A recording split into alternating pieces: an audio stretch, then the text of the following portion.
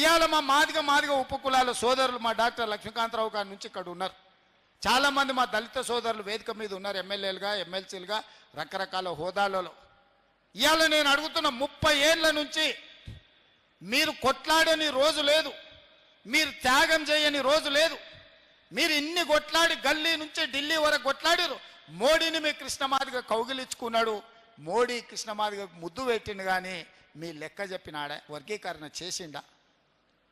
ఇవాళ నేను అడుగుతున్న మా మాదిగ ఉపకులాల సోదరులను, 30 ఏళ్ళ మీ సమస్యను మాదిగ ఉపకులాల వర్గీకరణ చేసి లెక్క గట్టి ఎవరికి ఎంత ఇవ్వాలో అంత చట్టం చేసి మంత్రివర్గంలో ఆమోదిస్తే ఇవాళ మా మాదిగ సోదరులు మాదిగ ఉపకులాలు కొంతమందికి కష్టం ఉండొచ్చు, కొంతమందికి నష్టం ఉండొచ్చు, కొంతమందికి ఇష్టం ఉండొచ్చు, కానీ సుప్రీంకోర్టు ఇచ్చిన జడ్జిమెంట్ ప్రకారం ఎస్సీ ఉపకులాల వర్గీకరణ చేసింది నేను కాదా? ఇవాళ నేను అడుగుతున్న మా ఎస్సీ సోదరులను, ఎస్సీ వర్గీకరణ చేసింది రేవంత్ రెడ్డి అయితే నరేందర్కు ఓటేయండి, నరేందర్ను గెలిపించండి. ఇవాళ నేను చెయ్యలేదు అంటే మోడీ మీకు చేసిండంటే మోడీకి ఓటేయండి. 12 ఏళ్ళు ప్రధానమంత్రిగా ఉన్న నరేంద్ర మోడీ కృష్ణమాదిగను కౌగిలించుకున్నాడు, కానీ మీ వర్గీకరణ సమస్యకు పరిష్కారం చూపించిండా అని నేను అడుగుతున్నా.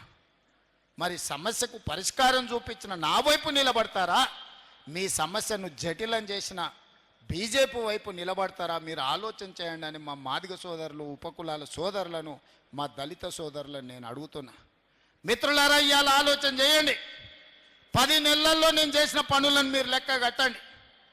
12 ఏళ్ళు నరేంద్ర మోడీ పరిపాలనను, 10 ఏళ్ళు చంద్రశేఖరరావు పరిపాలనను మీరు అంచనా వేయండి.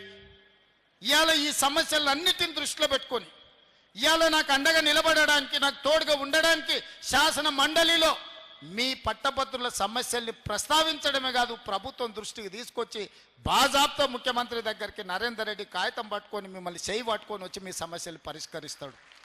ఇవాళ మీ చేయి పట్టుకొని మీ సమస్యలు పరిష్కరించేటోడు మీ ఎమ్మెల్సీ కావాలన్నా, మీరు ఓటేసిన తర్వాత దొంగకు దొరకకుండా తుపాకీ గుండుకు అందకుండా పోయేటోడు మీకు ఎమ్మెల్సీ కావాలన్నా? మీరు ఆలోచన చేయండి మిత్రులారా.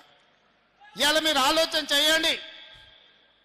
ఈ ఓట్లు ఆషామాషి ఓట్లు కాదు. ఒక ఎమ్మెల్సీ గెలుపు ఓటమితోని, ఎమ్మెల్సీలతోని ప్రభుత్వం మనగడికి ఏం ప్రమాదం లేదు. నరేందర్ గెలిచినా గెలవకపోయినా నా ప్రభుత్వానికి వచ్చిన ప్రమాదం ఏం లేదు. కానీ నరేందర్ రెడ్డి ఓడిపోతే మీ సమస్యల్ని పరిష్కరించేవాడు, మీ తరఫున మాట్లాడేవాడు, మీ తరఫున ఈ ప్రభుత్వంతో చర్చించేవాడు లేకుండా పోతాడు.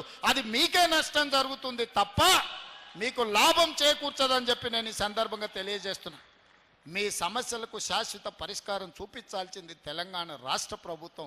తెలంగాణ రాష్ట్ర ప్రభుత్వంతో చర్చించాల్సింది మిత్రుడు నరేందర్ రెడ్డికి ఓటేసినప్పుడే మీ సమస్యలకు పరిష్కారం దొరుకుతుంది అని చెప్పి నేను ఈ సందర్భంగా తెలియజేస్తున్నా. అంతెందుకు ఇక్కడ మీడియా మిత్రులు ఉన్నారు, హైదరాబాద్లో ఉన్న వాళ్ళని అడగండి. ఆనాడు రాజశేఖర రెడ్డి గారు ఉన్నప్పుడు జర్నలిస్టులకు ఇళ్ల పట్టాలు ఇచ్చాడు. 10 ఏళ్ళు చంద్రశేఖరరావు మీ